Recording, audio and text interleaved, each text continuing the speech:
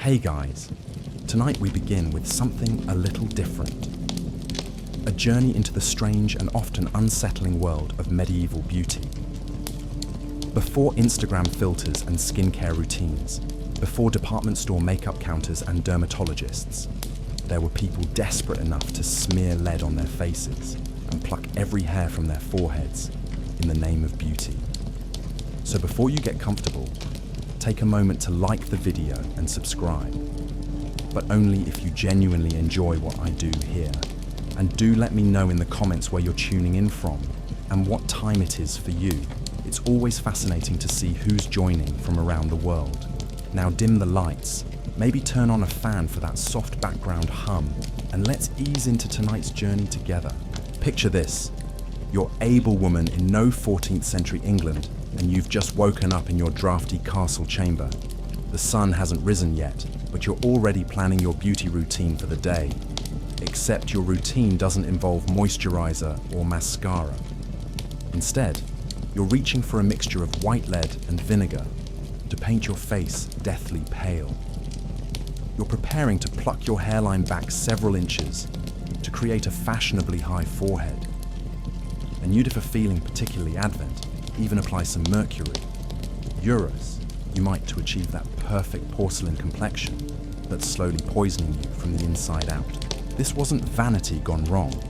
This was medieval beauty culture, where the line between enhancement and self-harm was thinner than the eyebrows they obsessively removed.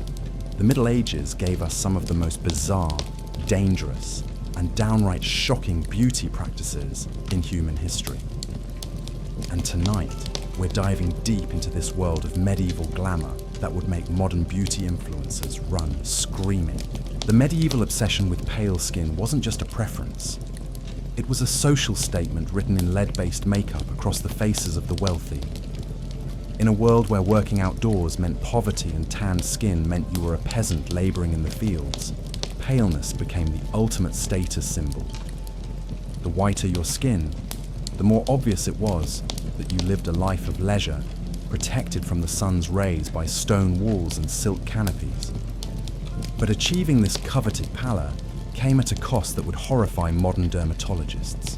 Medieval women mixed white lead, also known as ceruse, with vinegar to create a thick, chalky paste that they smeared across their faces, necks and hands.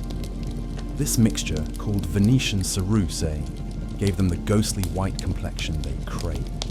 The problem was that lead is catastrophically toxic. Women who used this makeup regularly suffered from hair loss, skin deterioration, muscle paralysis, and eventually death from lead poisoning. The irony was cruel. In their quest to look beautiful and aristocratic, these women were literally painting themselves toward the grave. Their skin would become grey and damaged from the lead exposure, which only made them apply more makeup to cover the damage, creating a vicious cycle of poisoning that could last years before finally claiming their lives. Some women took their pale skin obsession even further, using mercury-based cosmetics for that extra luminous glow. Mercury gave the skin an almost ethereal, pearl-like quality that was highly prized. But mercury poisoning brought its own horrific symptoms, including tremors, mood swings, kidney damage, and severe neurological problems.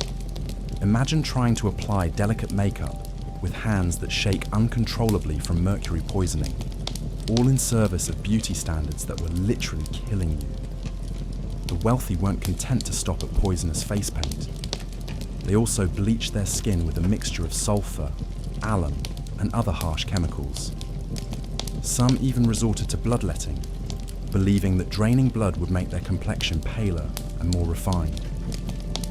The medieval beauty industry was essentially a slow-motion suicide cult disguised as vanity.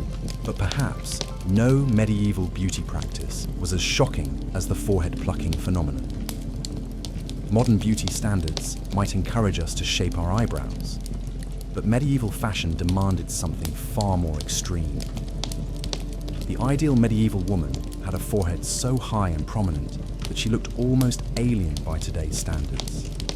To achieve this look, women would systematically pluck their hairlines back, sometimes removing several inches of hair to create an unnaturally high forehead. This wasn't just removing a few stray hairs. This was architectural hair removal, reshaping the entire frame of the face. They would pluck not just the hairline, but also the eyebrows, often removing them entirely, or leaving just the faintest wisps of hair. The tools they used were primitive and painful. Sharp tweezers, sometimes heated over flames for extra effectiveness, were used to yank out hair follicle by follicle. Some women even used early forms of depilatory creams made from caustic substances like quicklime, which could burn and scar the skin. The process was agonizing and time-consuming, sometimes taking hours to complete, but the forehead plucking didn't stop there. Some women would also remove their eyelashes entirely, believing that bare eyes looked more refined and spiritual. The medieval beauty ideal was essentially about removing as much natural hair as possible from the face and head, creating an almost otherworldly appearance that bore little resemblance to natural human features. Religious influences played a major role in these extreme grooming practices. The medieval church taught that excessive hair was a sign of lustful, animalistic nature. By removing their hair, women were supposedly purifying themselves and appearing more angelic and holy. This spiritual justification made the painful and damaging beauty practices seem not just fashionable, but morally righteous. The results were often grotesque by modern standards. Women with completely PL-knucked foreheads, eyebrows, no eyelashes, and faces painted white with lead looked more like porcelain dolls than human beings. But in medieval society, this artificial appearance was the height of sophistication and beauty. Medieval dental care presents another fascinating glimpse into the bizarre beauty standards of the era. While we might assume that medieval people simply ignored their teeth, the reality is that they were deeply concerned with dental appearance, but their methods were often counterproductive and dangerous.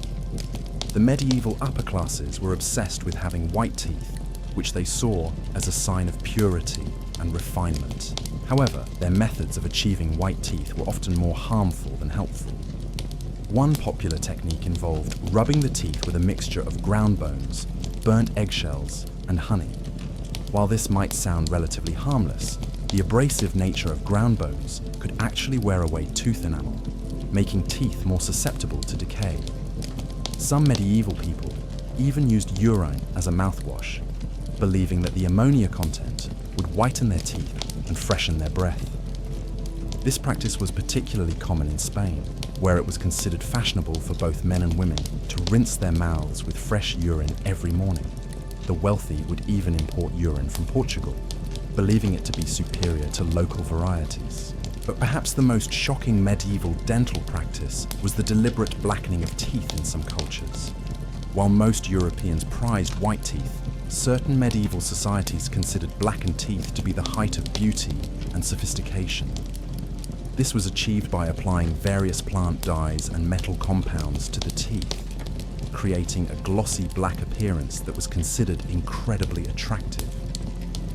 The contrast between these different dental beauty standards shows just how arbitrary and culturally specific beauty ideals really are. What one medieval society found beautiful and desirable, another found repulsive and barbaric. Medieval hair care routines were equally bizarre and often dangerous. Long flowing hair was considered a woman's crowning glory, but maintaining it required practices that would shock modern hairstylists.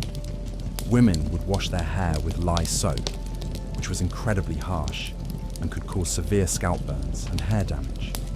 To achieve the desired golden or blonde hair color that was fashionable in many medieval courts, women would bleach their hair with mixtures containing sulfur, alum, and even arsenic.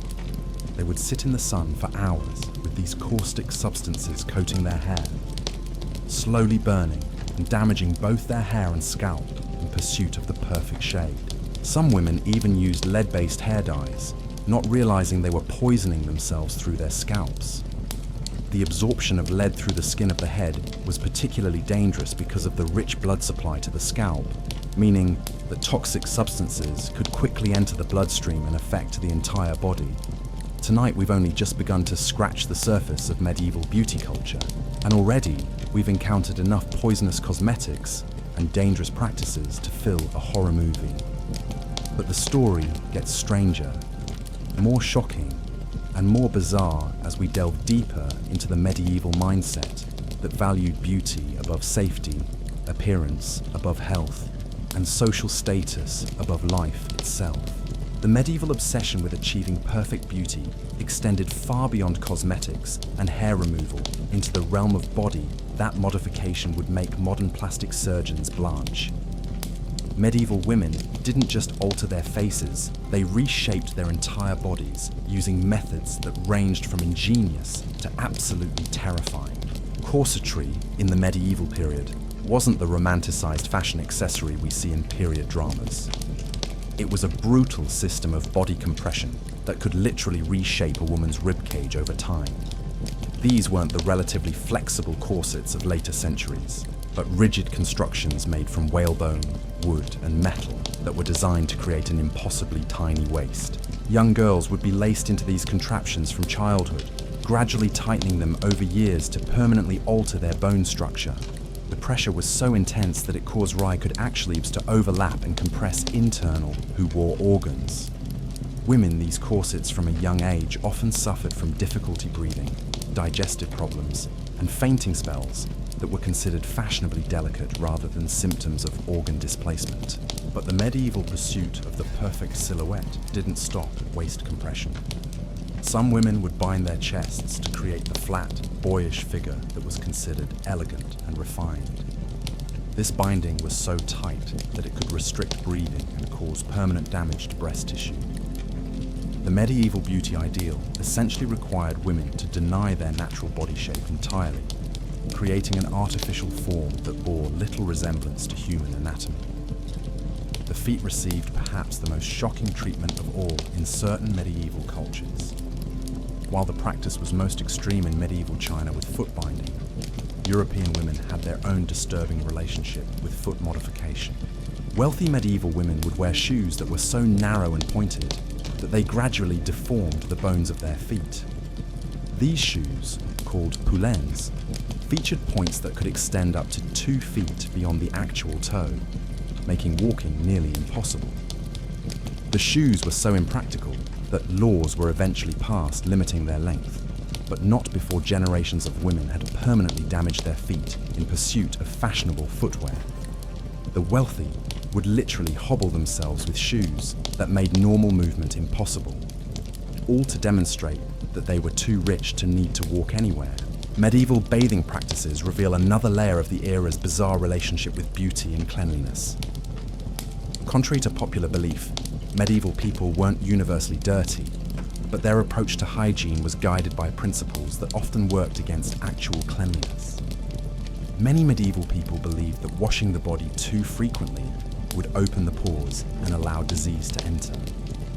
Instead of regular bathing, they would change their linen undergarments frequently, believing that clean cloth against the skin was more important than clean skin itself. This led to the peculiar practice of wearing multiple layers of linen that were changed daily while the body beneath remained unwashed for weeks or even months. When medieval people did bathe, the experience was often more dangerous than beneficial. Public bathhouses were common, but were notorious for spreading disease rather than preventing it. The water was rarely changed between bathers, creating a perfect breeding ground for infections and parasites. Many people would share the same bathwater with dozens of others, believing that the communal aspect made bathing more social and therefore more pleasant. The wealthy had access to private baths, but even these came with their own risks. Medieval bath preparations often included herbs and substances that were more harmful than helpful. Some people would add lead-based compounds to their bathwater to achieve softer skin, unknowingly poisoning themselves through prolonged exposure. Perhaps most bizarrely, some medieval people believed that bathing in wine or milk would improve their complexion and overall health. While this might sound luxurious, the reality was often unsanitary and wasteful. The wine or milk would quickly spoil in the warm bath, a breeding ground for bacteria and leaving, creating bathers more contaminated than when they started. Medieval perfumes and scents reveal yet another dimension of the era's dangerous beauty practices. With limited understanding of chemistry and hygiene, medieval people created foreign methods grances using ingredients that would horrify modern perfumers. Many medieval perfumes were created using animal-based ingredients that we would find revolting today. Musk from deer glands, ambergris from whale intestines, and civet from cat anal glands were prized ingredients in the most expensive fragrances. These substances were often mixed with alcohol or oil that had been contaminated with lead or other toxic metals, creating perf poisonous to wear. Perfumes that were literally application methods were equally problematic. Medieval people would soak their clothes in these perfumes, believing that scented fabric was more important than personal cleanliness. They would wear the same perfumed garments for weeks without washing them, creating a layered scent that was often overwhelming and unpleasant rather than attractive. Some medieval people even believed that certain scents could prevent disease or provide magical protection. They would wear sachets of herbs and spices that were supposed to ward off plague or evil spirits, often choosing ingredients based on superstition rather than any actual beneficial properties. The medieval beauty industry also included a thriving trade in fake beauty enhancements that would make modern cosmetic surgery seem conservative by comparison. Women would glue on false eyebrows made fur from mouse when their own had been plucked away. They would attach fake hair pieces using adhesives that could cause severe allergic reactions and permanent scarring. Some women even went so far as to have their teeth filed into points or stained with dyes to achieve fashionable dental modifications. Others would insert foreign objects under their skin to create artificial beauty marks or to change the shape of their faces.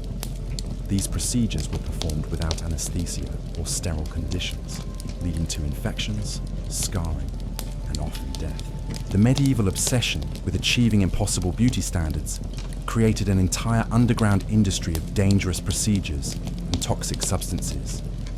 Traveling beauty practitioners would move from town to town, offering secret treatments and miracle cures that promised to transform ordinary women into paragons of medieval beauty. These practitioners were often charlatans who knew little about anatomy or chemistry, but their services were in high demand among women desperate to achieve the impossible standards of their time. As we continue our journey through the labyrinth of medieval beauty culture, each new revelation seems more shocking than the last. The lengths to which medieval people would go in pursuit of beauty reveal a society that valued appearance over health, status over safety, and conform being. But wellity over individual, we've only begun to explore the depths of medieval vanity, and the most disturbing practices are yet to come. The medieval approach to achieving perfect skin extended far beyond dangerous makeup into the realm of what can only be described as medieval chemical warfare against one's own face. Women would create elaborate concoctions that combined multiple toxic substances, believing that more ingredients meant better results. These homemade beauty treatments often included arsenic, mercury, lead, and sulfur, all mixed together in a cocktail that promised deadly, radiant skin, but delivered slow poisoning instead. One popular, particularly medieval skin treatment involved applying fresh animal dung to the face as a beauty mask. Cow dung, pig excrement, and even human waste were believed to have purifying properties that would cleanse the skin and reduce blemishes. Women would smear these substances across their faces and leave them on for hours, breathing in the toxic fumes and risking serious infections from the bacteria-laden materials. But perhaps even more disturbing was the medieval practice of using live leeches for cosmetic purposes. While bloodletting was common for medical treatments, some women discovered that leeches could be used to remove what they considered unsightly veins and blood vessels from their faces. They would place the creatures strategically around their eyes, temples, and cheeks, allowing them to drain blood from specific areas to create a more ethereal, translucent appearance. The process was not only painful, but incredibly dangerous. The leeches could easily transmit diseases, and the blood loss often left women weak and anemic. Some women became so addicted to the pale, drained appearance that leeching provided that they would repeat the process weekly, slowly weakening their bodies in pursuit of an otherworldly complexion. Medieval nail care presents another fascinating glimpse into the era's twisted relationship with beauty and pain. Long fingernails were considered a sign of nobility and refinement, indicating that the wearer didn't need to use their hands for manual labor. But achieving and maintaining these elaborate nails required practices that were both impractical and dangerous. Wealthy medieval women would grow their fingernails to extreme lengths, sometimes extending them with artificial attachments made from animal horn or carved bone. These nail extensions were held in place with crude adhesives that often caused infections and permanent damage to the nail beds. The nails were so long and unwieldy that simple tasks like eating or dressing became impossible without assistance. To strengthen their natural nails, medieval women would soak them in mixtures containing ground pearls, powdered diamonds, and crushed gemstones. While this might sound luxurious, the abrasive nature of these materials often caused more wearing harm than good, away the natural nail and leaving it brittle and prone to breaking. Some women even went so far as to have their nails professionally carved with intricate designs and patterns. These nail artists used sharp tools to etch elaborate scenes, religious symbols, or family crests directly into the nail surface. The process was excruciatingly painful and often led to infections that could spread to the entire hand. The medieval obsession with achieving perfect proportions led to some of the most disturbing body modification practices in human history. Women would undergo procedures designed to alter their bone structure, muscle development, and even the shape of their skulls. These modifications were often begun in infancy and continued throughout childhood, permanently bodies altering the natural development. One particularly shocking practice involved the deliberate deformation of the skull to create fashionable head shapes. Infants would have their heads bound with tight cloths or placed in wooden molds that gradually reshaped the growing skull. The process could take years and often resulted in neurological problems, vision issues, and severe headaches that lasted throughout the person's life. Some medieval cultures also practiced deliberate bone breaking and resetting to achieve desired limb proportions. Women would have their arm or leg bones broken and then reset in positions that created more fashionable angles or lengths. The recovery process was agonizing and often resulted in permanent disability, but those who survived the procedure were considered to have achieved the ultimate in body modification. Medieval dental modification went far beyond simple tooth whitening into the realm of permanent oral mutilation. In some cultures, having gaps between the teeth was considered highly attractive, leading women to have perfectly healthy teeth extracted or filed down to create artificial spaces. Others would have their teeth sharpened into points or carved with decorative patterns, permanently altering their ability to chew food properly.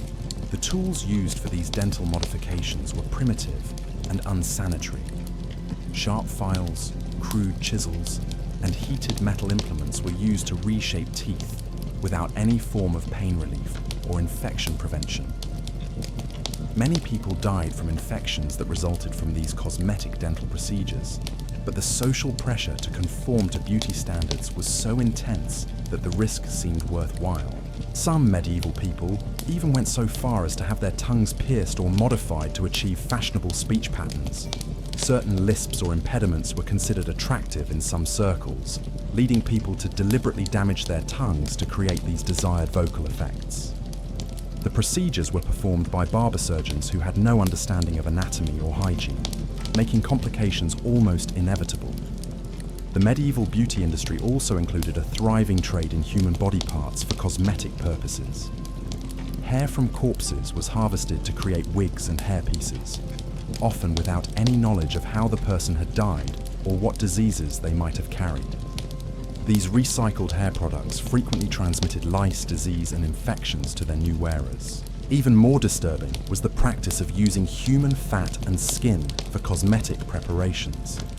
Medieval beauticians would render fat from executed criminals or plague victims to create skin creams and moisturizers. They believed that human-derived products were more compatible with living skin and would provide better results than animal-based alternatives. Some medieval cosmetic recipes called for human blood, particularly that of young virgins, which was believed to have rejuvenating properties. Women would pay handsomely for these blood-based beauty treatments, applying them to their faces and bodies in the belief that they would absorb the youth and vitality of the blood donors. The pursuit of medieval beauty standards created an entire economy built on suffering, deception, and danger. Traveling beauty merchants would sell miracle sea treatments that cures and transformation promised impossible results. These charlatans preyed on women's insecurities and desperation, offering procedures and products that were often more harmful than helpful. The social pressure to conform to these impossible beauty standards was so intense that it affected every aspect of medieval women's lives. Those who couldn't afford the expensive treatments or who refused to undergo dangerous procedures were often socially ostracized and considered unmarriageable. The pursuit of beauty became a matter of survival in a society that valued appearance above all else. As our journey through medieval beauty culture continues to unfold, each new revelation seems more shocking and disturbing than the last. The medieval world created beauty standards that were not just unrealistic, but actively harmful, turning the pursuit of attractiveness into a form of socially sanctioned self-destruction. Yet we have still more ground to cover in this landscape of medieval vanity, where the boundaries between beauty and brutality became increasingly blurred. The medieval beauty world wasn't content to stop at individual self-destruction. It evolved into elaborate social rituals where entire communities participated in collective acts of dangerous vanity. Beauty competitions became public spectacles where women would display their most extreme modifications, competing to see who could achieve the most otherworldly appearance through the most painful means. These contests weren't casual affairs, but formal events sponsored by wealthy patrons who would judge participants based on how far they had gone in their pursuit of artificial perfection.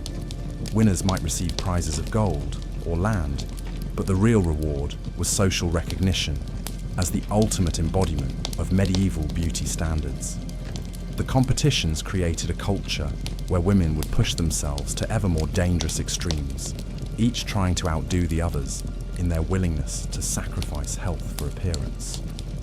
But perhaps the most disturbing aspect of medieval beauty culture was how it affected children. Young girls were inducted into these practices from birth, with parents beginning dangerous beauty modifications on infants who had no choice in the matter. Babies would have their skulls shaped, their feet bound, and their faces painted with toxic substances before they could even walk. The children who survived these early interventions would then spend their entire childhood undergoing increasingly severe beauty treatments. They would learn to endure pain without complaint, viewing suffering as a necessary part of becoming a beautiful woman. These girls grew up believing that their natural appearance was fundamentally flawed and that only through painful modification could they achieve worth and acceptance. Medieval beauty culture also created a hierarchy of suffering, where those who endured the most dangerous treatments were considered the most virtuous and desirable. Women would compete not just in appearance, but in their willingness to undergo increasingly extreme procedures. The ability to smile through agony while having one's face painted with lead or one's hairline plucked became a mark of refinement and strength. This culture of competitive suffering extended beyond individual choices into arranged marriages and political alliances. Families would modify their daughters' appearances to make them more attractive to potential husbands, often beginning these modifications years before any marriage negotiations began. The girls became living advertisements for their family's wealth and commitment to social standards, their modified bodies serving as proof of their eligibility for high-status marriages. So there you have it, a journey through the darkest corners of medieval beauty culture, where vanity and self-destruction danced together in the candlelit chambers of of the wealthy and desperate, from lead-painted faces to deliberately broken bones, from mercury-poisoned skin to skulls reshaped from birth. We've witnessed a world where the pursuit of beauty became a form of socially sanctioned torture that spanned generations. The medieval obsession with impossible standards created an entire economy built on suffering, where children were modified before they could speak, and women competed to see who could endure the most dangerous treatments. These weren't just beauty routines, they were rituals of transformation that turned human bodies into canvases for displaying wealth, status, and the willingness to sacrifice everything for acceptance. Sleep well tonight, knowing that your skincare routine, however extensive, is nothing compared to the daily chemical warfare our ancestors waged against their own faces in the name of medieval glamour.